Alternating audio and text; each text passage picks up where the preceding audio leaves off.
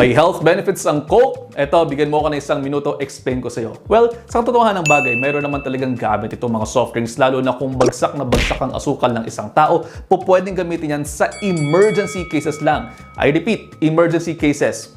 Kailan ulit? Emergency cases. Nawala na pong makukuha na ng ambulansya tapos yung pasyente ay nagkakaroon ng hypoglycemia o pagbagsak ng asukal. Pero sa regular days naman na yan ang choice of drink ninyo, medyo kinakailangan ninyo siguro examinin ang inyong mga sarili dahil bilang ang soft drinks ay sobrang tamis, pwede po kayong magkaroon ng problema niyan sa inyong mga blood sugars at in the long run, iba pang mga organs. Kaya sabi ko nga sa inyo, ang drink lamang na pinaka-safe lahat ay tubig, tubig, tubig at tubig lang. Ayaw na ayaw nating magkasakit, kaya huwag nang gumawa ng mga bagay na ikapagkakasakit ninyo sa bandang huli. At sa inyo rin lamang po ang pagsisisi dyan. O paano? Mag-isang minuto na. I just hope you're 1 minute wiser. See you next time.